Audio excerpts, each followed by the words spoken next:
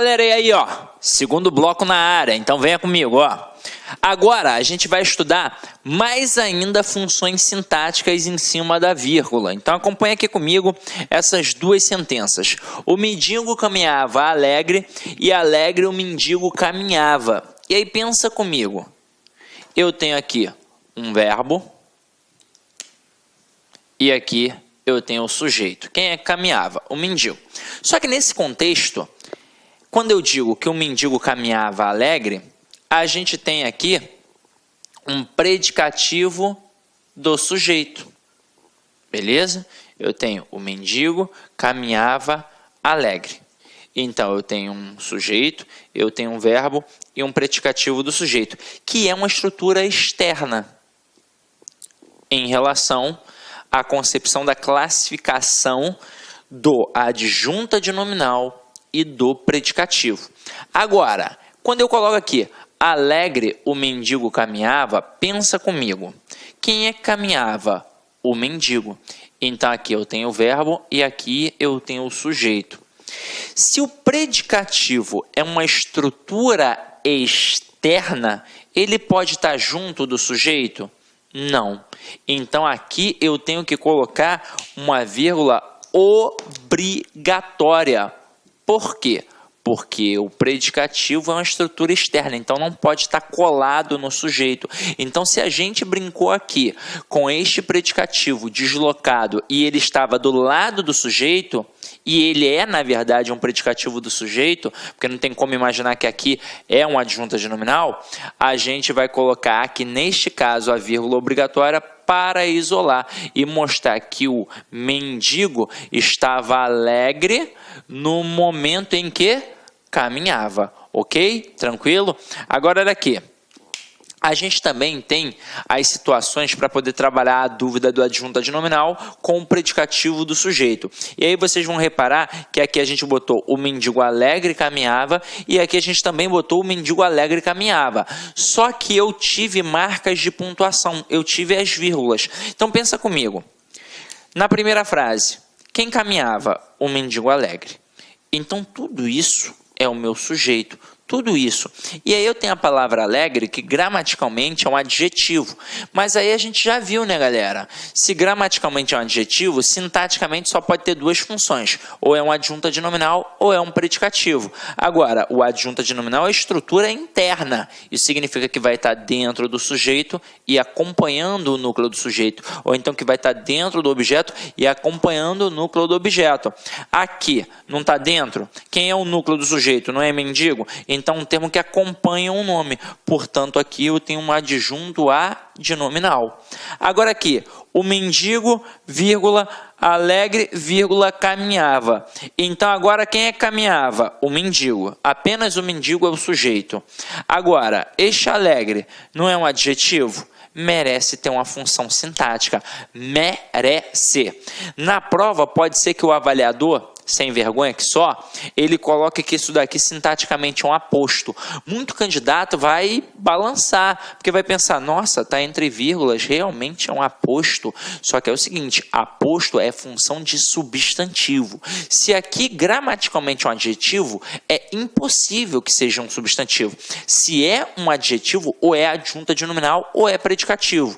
E aí, como eu disse a vocês, se está fora do sujeito e faz referência ao sujeito, é um predicativo do sujeito, ok? Tranquilo? Para a gente poder reforçar isso um pouquinho mais, eu vou colocar aqui algumas sentenças. Olha só. O aluno atento fez o dever. O atento aluno fez o dever. O aluno fez atento o dever. E o aluno, vírgula, atento, vírgula, fez o dever. E aí eu vou pontuar aqui, ó, frases 1, 2, 3 e 4. Turma, nessa hora, são diversas possibilidades de questões que os avaliadores podem criar, mas diversas. O camarada pode trabalhar uma questão de predicado, perguntar se é um predicado verbo ou nominal, se é um predicado verbal ou então um predicado nominal. Pode trabalhar a questão da pontuação, pode trabalhar a questão da classificação da função sintática, pode trabalhar principalmente a classificação semântica e trabalhar em cima até de um processo interpretativo. Porque olha só, eu posso, sem sombra de dúvidas, afirmar que as frases 1 e 2 são idênticas morfologicamente, sintaticamente e semanticamente ao aluno Pera. Ué, mas como assim? A frase 1 é igual à frase 2? Você tá maluco, Sidney? Eu tô falando sério. Elas são idênticas. Quer ver? Primeiro, morfologicamente. Este O, que aparece nas duas frases, ele morfologicamente é um artigo. Agora, pega a palavra aluno nas duas, gramaticalmente, morfologicamente, é um substantivo. Pega a palavra atento nas duas, morfologicamente, gramaticalmente, é um adjetivo. E o fez aqui é do verbo fazer, então um verbo. Este O nas duas é um artigo. E dever aqui no caso, nas duas, é um substantivo. Então, matei. Agora, vamos ver sintaticamente. Para eu poder fazer uma avaliação sintática, não adianta, eu só consigo fazer se eu achar o verbo. Tanto é que se não tem verbo na estrutura, não tem análise sintática, é impossível. Para ter análise sintática, tem de ter verbo. E é até por isso que, na verdade, a nossa análise é morfossintática. Até porque ela depende do verbo para poder existir. Porque para eu, por exemplo, começar a pensar nos termos essenciais, para eu pensar num sujeito, para eu pensar num predicado, tem que ter o verbo. Porque eu tenho que perguntar a esse verbo quem é o sujeito. Agora, quem fez o dever? Aí na primeira frase, o aluno atento. Tudo isso é o meu sujeito. E na segunda frase, quem foi que fez o dever? O atento aluno. Então, aqui tudo isso também é o sujeito. Aí o que o avaliador espertamente pode fazer? Na frase 2, ele pode te induzir ao erro. Ele pode destacar a palavra atento e perguntar qual é a classe gramatical, qual é a função morfológica. Muito candidato nesta hora vai pensar assim: eu aprendi que o artigo vem antes do substantivo. É o atento aluno? Então aqui, ó, se tem um artigo e o artigo serve para substantivar qualquer elemento, aqui é substantivo. Aí o aluno vai marcar substantivo. Só que é o seguinte, o artigo ele vem antes do substantivo? Ele vem antes, mas ele não vem imediatamente antes do substantivo. E é o seguinte, se aqui eu tenho uma estrutura que funciona como sujeito, e para eu achar o sujeito, depois eu tenho de achar o núcleo do sujeito, porque somente esse camarada vai concordar com o verbo, quem sempre é o núcleo do sujeito? Quem sempre é o termo determinado? É o substantivo. E aqui eu tenho um substantivo, que é a palavra aluno. Então, tanto na frase 1 quanto na frase 2, a palavra aluno funciona como núcleo do sujeito. Então, o artigo, nas duas frases, está fazendo referência a quem? Ao núcleo do sujeito. Então, na frase 2 também é a palavra aluno. Então, este artigo não está antenado, não está interligado à palavra atento. Então, opa, matei. Então, gramaticalmente atento nas duas, gramaticalmente, funciona como adjetivo. Agora, em relação à função sintática, a gente já sabe que o adjetivo só pode ter duas funções sintáticas, ou é um adjunto adnominal, ou é um predicativo. É claro, eu não tenho essa dúvida quando tem verbo de ligação, porque se tem verbo de ligação, obrigatoriamente eu tenho um predicativo do sujeito até. Agora, se não tem verbo de ligação, e é o caso aqui, não tem, eu tenho de avaliar se é uma característica permanente ou se é uma característica não permanente. O adjunto adnominal, ele tem uma característica permanente, significa que é aquilo sempre. E o predicativo, ele tem uma característica não permanente, significa que aquilo acontece apenas de vez em quando. Então, aqui no caso, eu poderia brincar com o aluno perguntando, e aí, semanticamente são idênticas? O aluno da frase 1, ele é atento sempre, o aluno da frase 2 é atento de vez em quando, e isso ia provocar uma dúvida enorme na cabeça do aluno. Agora, você tem de saber, tem de ter a certeza que o adjunto adnominal é uma estrutura interna. Então, aquele adjetivo está dentro da estrutura do sujeito ou dentro da estrutura do objeto. E por isso eu vou chamar de adjunto adnominal, porque ele vai acompanhar aquele núcleo do sujeito ou do objeto. Agora, se ele está fora da estrutura do sujeito, ou se ele está fora da estrutura do objeto, e ainda assim faz referência ou ao sujeito ou ao objeto, então é um predicativo ou do sujeito ou do objeto, respectivamente. Então aqui, como esse adjetivo está dentro do sujeito, sintaticamente ele funciona como adjunto adnominal.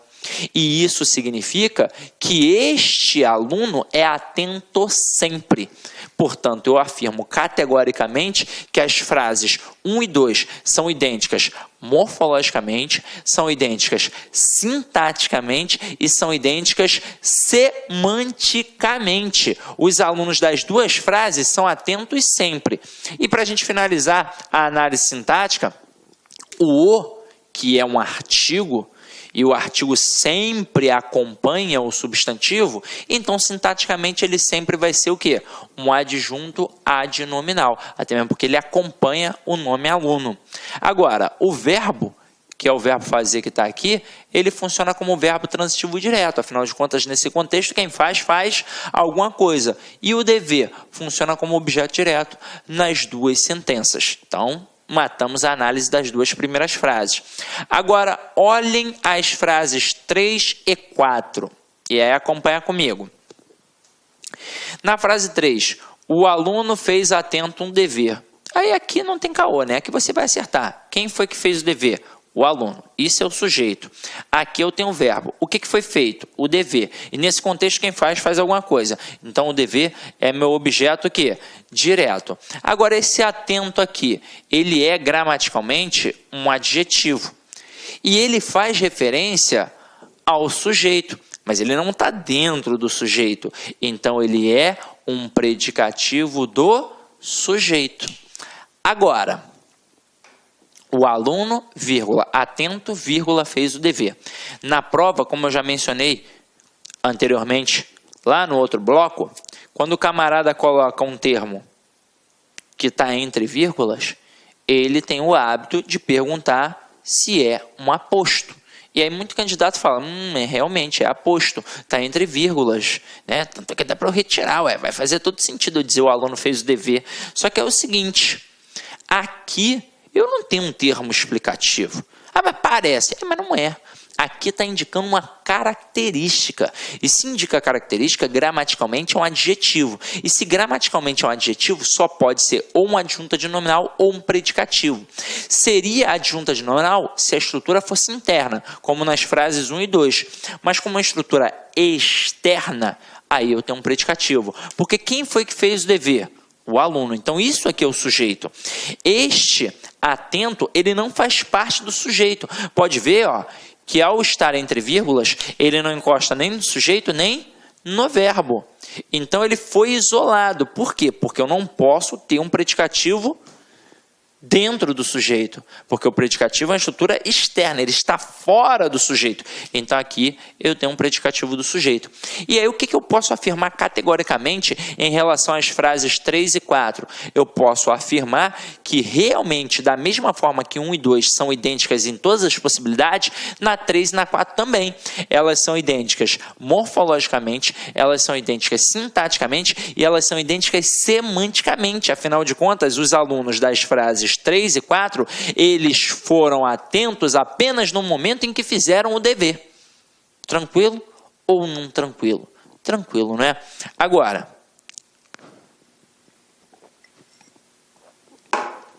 imagina o seguinte. Imagina eu colocando o aluno, vírgula, atento, vírgula, fez o dever.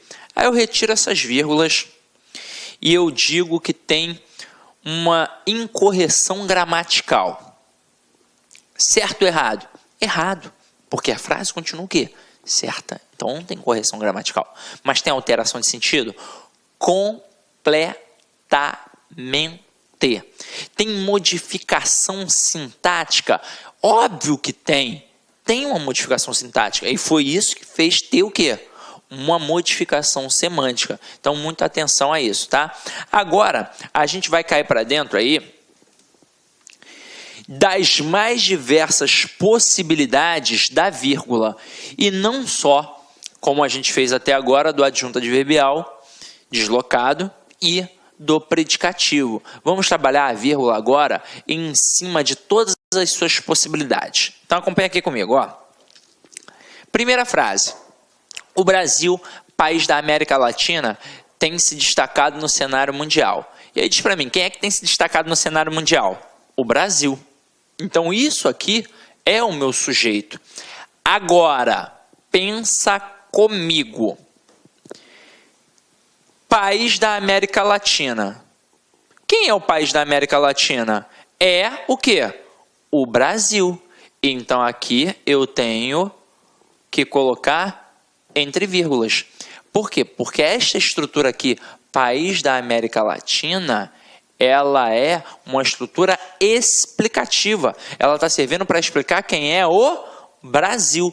Então, aqui eu tenho o que a gente chama de aposto explicativo. E ele obrigatoriamente vai ficar entre vírgulas, até mesmo porque todo termo explicativo na língua portuguesa fica entre vírgulas, porque ele pode ser facilmente retirado. Tranquilo ou não tranquilo? Tranquilo, não é? Então, matamos. Primeira vírgula ali, aposto explicativo. E aí, como é um elemento que fica isolado, eu coloco entre vírgulas. Assim como um exemplo muito clássico, né? Pelé, vírgula, o rei do futebol, vírgula, namorou a Xuxa. Quem foi o rei do futebol? O Pelé. Então aquilo dali está servindo apenas para explicar quem foi o Pelé. Posso retirar? Posso dizer apenas Pelé namorou a Xuxa? Posso. Da mesma forma que aqui eu posso dizer o Brasil tem se destacado no cenário mundial. Então, se é um termo que apenas explica, sintaticamente é aposto explicativo e eu coloco entre vírgulas, tá? Agora, olha a próxima aqui. Maria, vem aqui. Então, agora eu vou colocar uma vírgula pelo motivo do vocativo. E é o seguinte, o vocativo é o único termo na língua portuguesa que obrigatoriamente vem entre vírgulas. Por quê? Porque ele não faz parte do plano ali sintático. Ele não faz parte dos termos da oração. Na verdade, ele faz parte do plano da oralidade, do plano do discurso. Se você pegar qualquer gramática, você vai ver que ele não está dentro dos quadrinhos das orações, não. Ele não está ali dentro dos termos das orações. Ele fica fora, numa observação, mostrando exatamente que é do plano discursivo. Então, é um chamamento. Vocativo vem da palavra latina vocare, que significa um chamamento. Toda vez que isso acontecer, mas toda vez eu tenho que colocar entre vírgulas. Então, Maria, vírgula, vem aqui. Vem aqui, Maria. Então, vem aqui, vírgula, Maria. Por favor, Maria, vem aqui. Por favor, vírgula, Maria, vírgula, vem aqui. O vocativo, ele é um elemento à parte. Então, ele sempre tem de ser isolado. Se ele aparece no início, uma vírgula. Se ele aparece no final, uma vírgula. Se ele está no meio da estrutura, entre vírgulas. Ah, então aposto e vocativo sempre entre vírgulas? Não.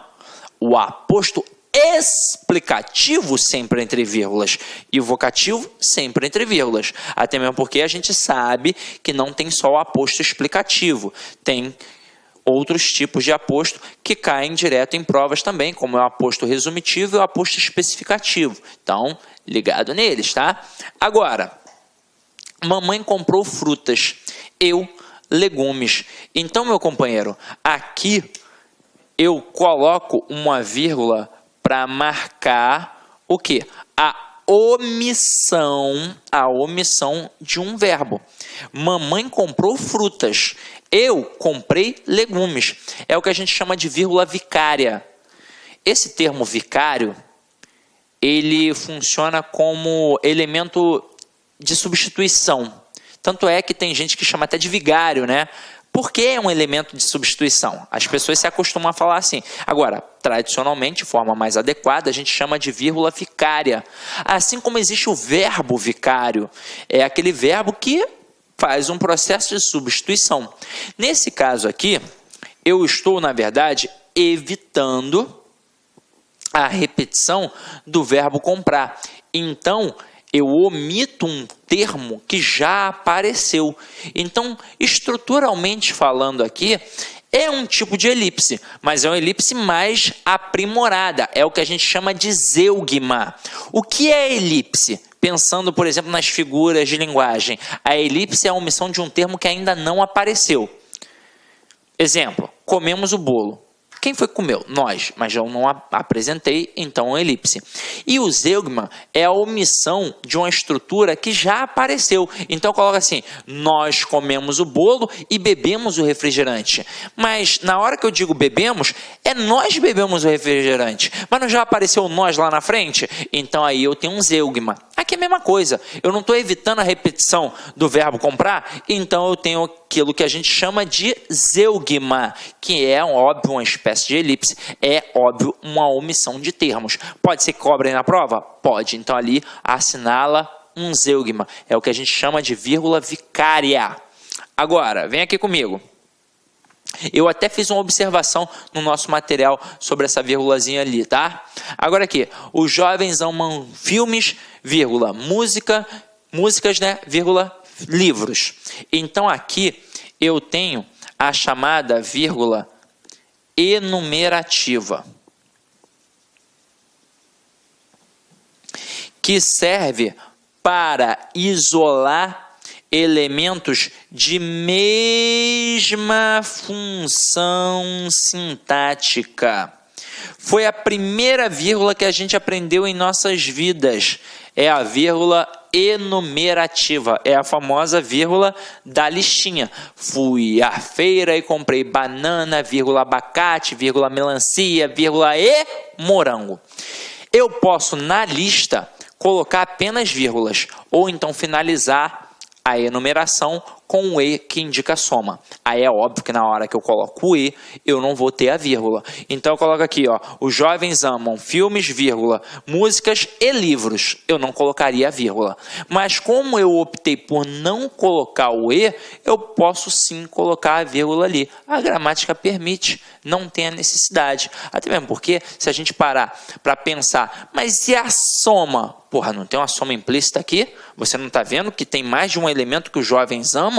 Então é óbvio que a gramática pode permitir este tipo de construção.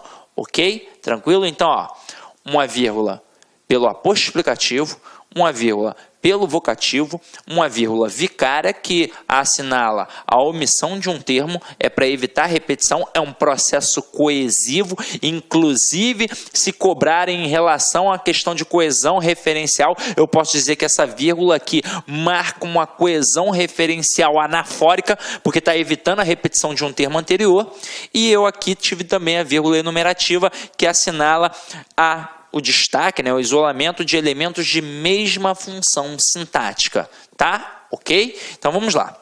Agora, a gente vai brincar aqui com uma outra observação. E aí, muita atenção agora, ó. As regras de vírgula não seguem as pausas de respiração.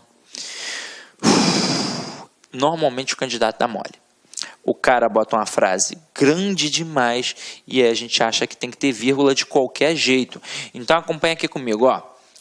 O fato de as lojas de calçados femininos não terem sapatos com numeração superior a 39 é uma afronta às mulheres com pés grandes e àquelas que os têm largos.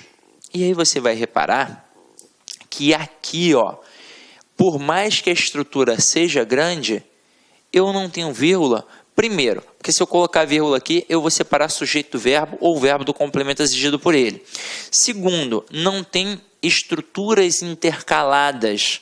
Então não tem um elemento que está ali intercalado entre o sujeito e o verbo, entre o verbo e o complemento para que eu coloque vírgulas. Então aqui, ó, não tem vírgula de jeito nenhum. Olha a próxima frase. Comer bananas extremamente maduras pode ser um grande perigo para a frágil saúde humana. Então, mais uma vez, eu tenho uma estrutura em que se eu coloco o verbo, se eu coloco a vírgula, eu isolo ou o sujeito do verbo ou o verbo do complemento. Então, é só para mostrar que a gente não precisa colocar vírgula quando sentir a necessidade de respirar, porque vírgula é um processo sintático. Olha só uma frasezinha interessante. O camarada bota assim, ó. As crianças humildes das comunidades carentes têm problemas para resolver todos os dias. E aí pensa comigo, nessa estrutura, preciso de vírgula? Aí o candidato, as crianças humildes das comunidades carentes, ufa, vírgula. Ah, tem vírgula, tá muito grande. Não, né, gente? A gente acabou de ler um período maior que não teve vírgula. Por quê? Porque olha só o verbo aqui. Vou colocar uma vírgula para separar o sujeito do verbo? Claro que não posso. Então, ó, não pode ter vírgula aqui. Ainda em cima dessa pegada, vocês repararam que eu coloquei o verbo ter aqui, não é? Então, além de cobrar pontuação, o camarada pode cobrar concordância. Pode ser aquela famosa questão de reescrituras de frases, em que o cara pode cobrar tudo, ou simplesmente aquela questão que o camarada diz assim, ó, dentre as opções abaixo, assinale aquela que não está de acordo com o padrão culto da língua. E aí, nessa pegada, ele pode cobrar qualquer coisa. Então, a vírgula já não cabe ali. Agora, o verbo ter aqui está correto? Diz para mim, quem é que tem problemas para resolver todos os dias? As crianças humildes das comunidades carentes. Tudo isso é o meu sujeito. Agora, diz para mim, quem é o núcleo do sujeito? É sempre o substantivo, sem preposição. Se o núcleo aqui é a palavra crianças e crianças está no plural, como é que tem que ficar o verbo? No plural. E eu não posso deixar um verbo no plural igual a um verbo no singular. E aí, para marcar a pluralização, eu utilizo o acento circunflexo, que é um acento diferencial, ou seja, mostra a diferença do verbo no singular para o verbo no plural. Tranquilo ou não tranquilo? Foi só a título de curiosidade mesmo. Então, voltando aqui,